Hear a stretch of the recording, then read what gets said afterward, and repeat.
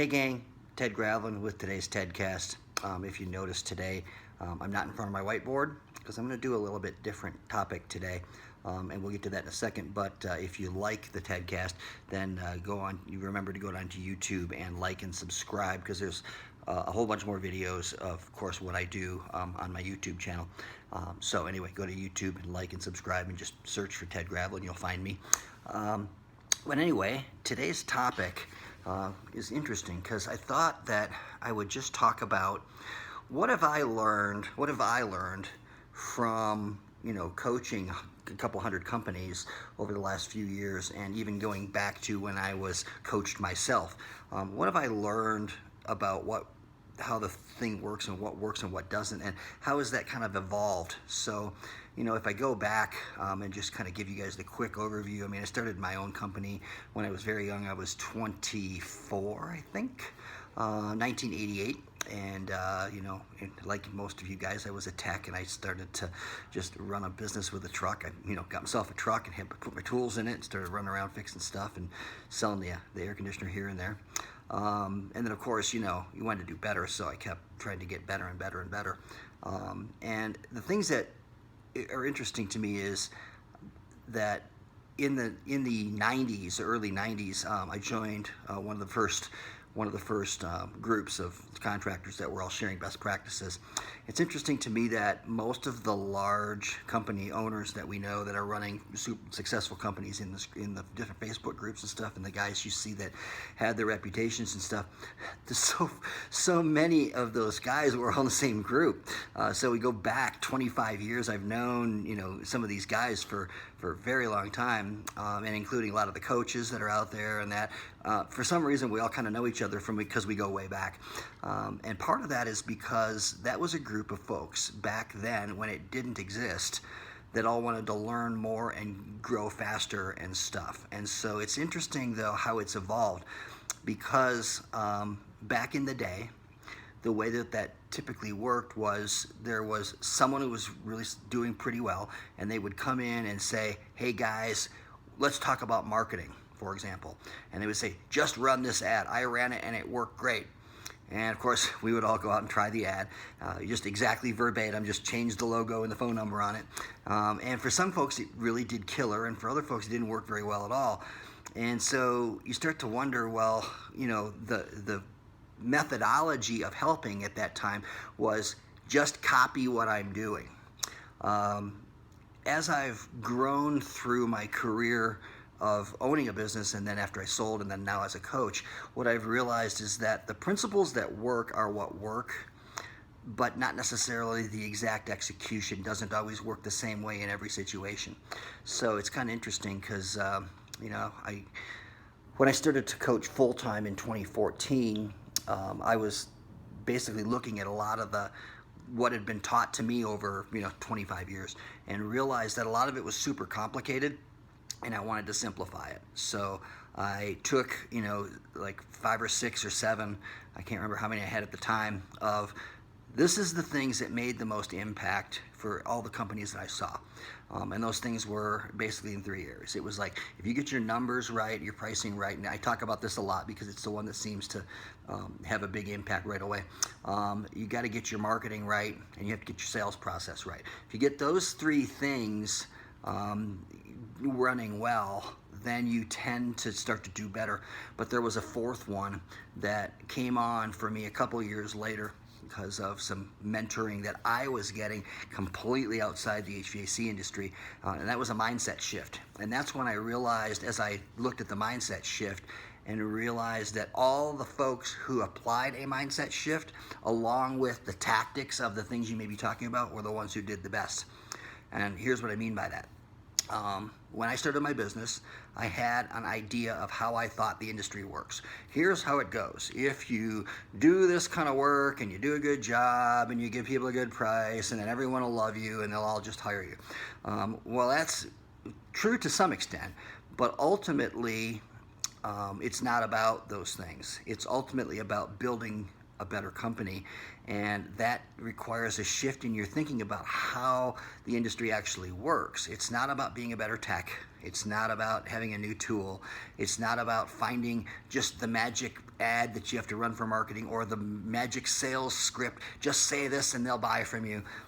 Yeah, I wish it worked that way, because it would be super simple to just tell folks, hey, just tell them this and they'll buy an air conditioner. I wish it worked that way.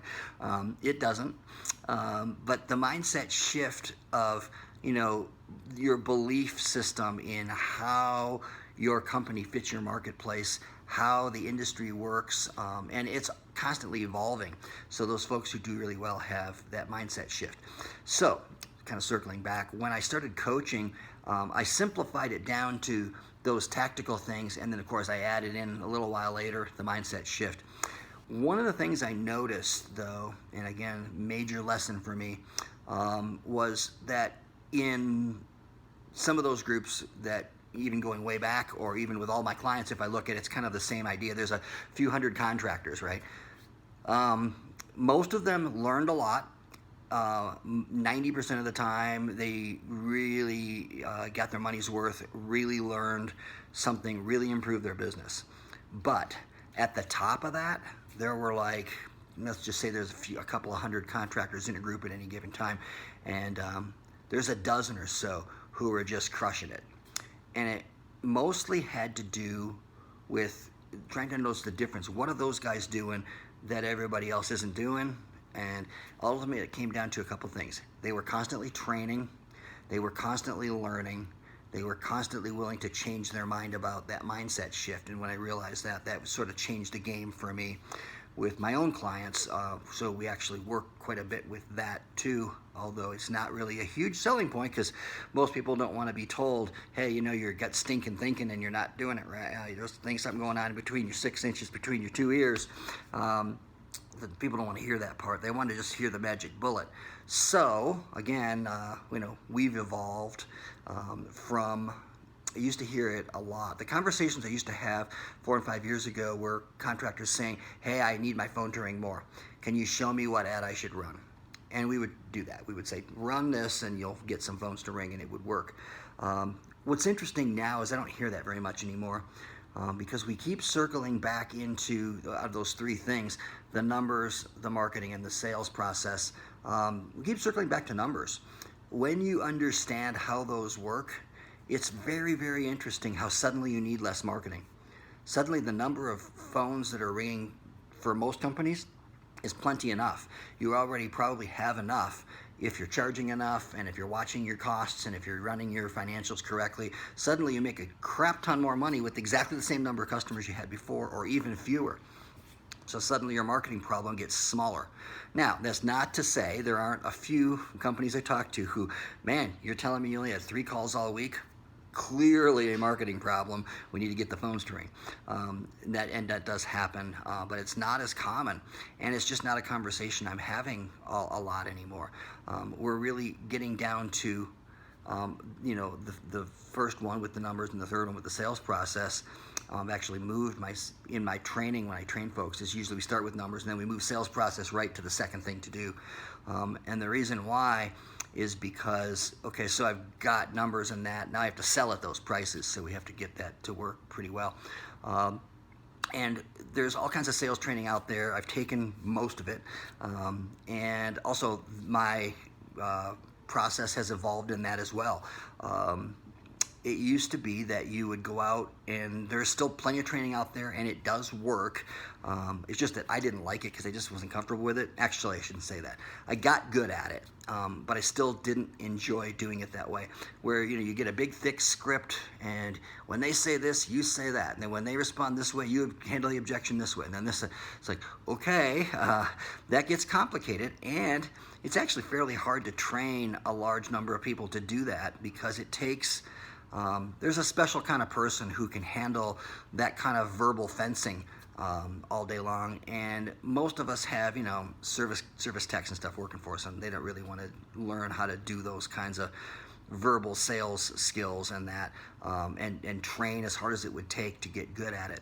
So I actually went, and I said I was part of a mentoring group outside the HVAC industry, and one of the folks I was working with was a friend of mine, and he actually helped me develop the training for my own sales training, and it's a guy named Mark Von Muser, and Mark was the sales director for Tony Robbins. And basically, we're talking about, persuading people to do something that's already good for them. In the case of Tony Robbins, they're very, very good at that. So with simple principles instead of scripts. So it's more like hit a couple of bullet points. So that's been a big evolution. I've learned a lot from that, and most of the people that I've worked with that have gone into that have had incredibly good success with it. But more importantly, circling back into numbers, once you understand how all of that fits together, that's been the biggest change, is that we used to lead our conversations off a few years ago with a marketing conversation with, people would call me up, or we would start a conversation with, how do I get your phone to ring more? What ads should I run? What's my marketing strategy? What's interesting is part of the reasons why we figured out why an ad will run really great for one company but not so great for another is because there's so many other variables out in the marketplace. It could be, the targeting of who saw the ad. It could be, the copy wasn't exactly right for the situation. There's all kinds of variables out there. But what's interesting is that when marketing is working, the principles that make it work are always the same. It's the right targeting with the right offer, with good ad copy that speak to that audience and repel the people you don't want. So, on purpose. And that's what works. And then, of course, you have to take all of those creative pieces of the marketing and back it back into, guess what? Back into the numbers. How much is it costing you to run the ad? What's your cost to acquire a customer? How much is a customer worth when you get one? When you understand those things, you suddenly can figure out whether your marketing is worth it or not. So we used to lead with the marketing conversation, and then knowing that those numbers were so important, now what happens is we work with folks and we get a much faster impact. Like, it doesn't take a couple of months of testing marketing and stuff to start to have an impact. We have impacts with companies now within a week, within a few days, because they start working with us. We just run through the numbers, change some things right away in how they're doing their accounting, how they're realizing where their profits are coming from and where they're not. How to realize what their marketing is really costing them, if they're doing any at all, or if they want to start doing marketing, whether they can even afford it. I talk to so many companies who want to do it, and I'm like, you can't. You don't have any money, okay? You don't have any money to do marketing. It's going to cost you X dollars, and you don't have that right now, and you don't have the prospect of that because you're selling at the wrong price, because you're delivering your services too cheaply or for whatever reason. So we fix those things within a couple of days, and suddenly there's a huge impact, and all of a sudden they're like, okay, wait a minute, I don't need more marketing, we're fine. And of course we still teach that stuff, but that's as a principle, because you still need to know. And part of what I think about is the planning, and it's almost like there's plenty of really good marketing companies out there also that'll do it for you.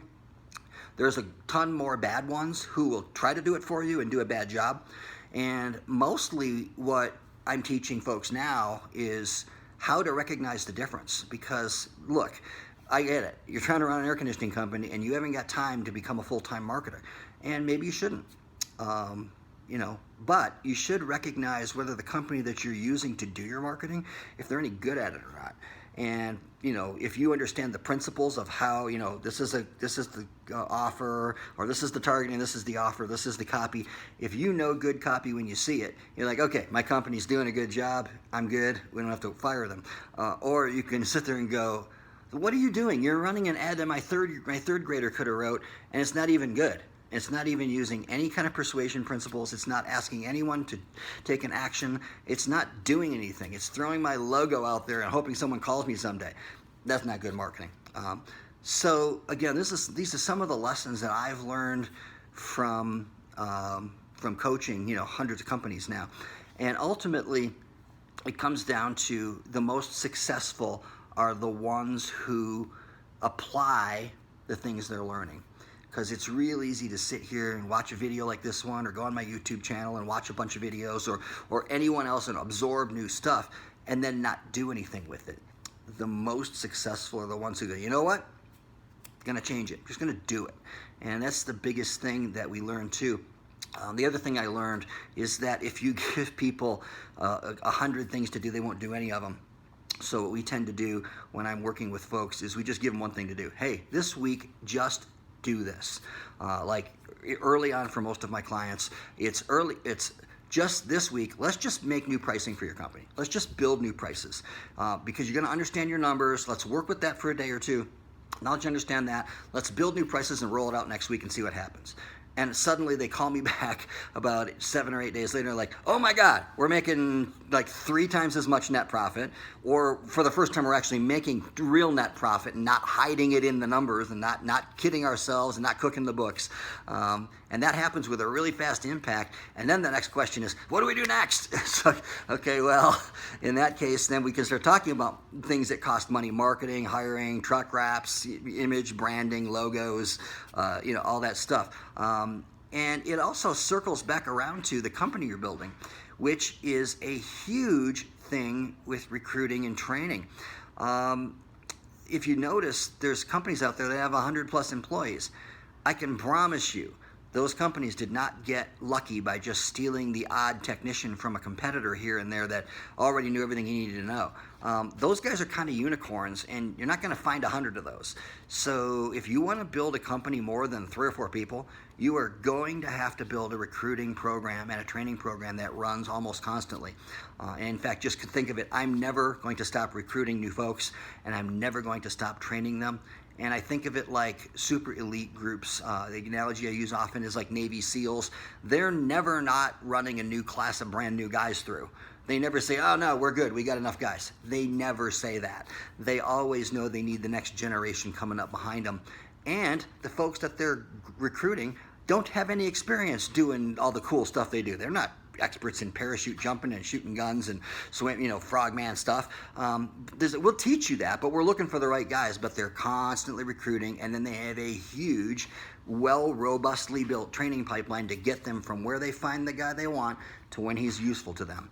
Now, I'm not suggesting that you need to take 18 months to take a brand new guy and turn him loose in the field, because there's a lot faster ways to do it if you have a good training program. So those are the things we're focused on now. Is we were focusing initially on 3 things. It was like I said, it was the numbers and the marketing and the sales, and now we've added in recent years, recruiting and training, because it's such a big deal to be able to grow a company.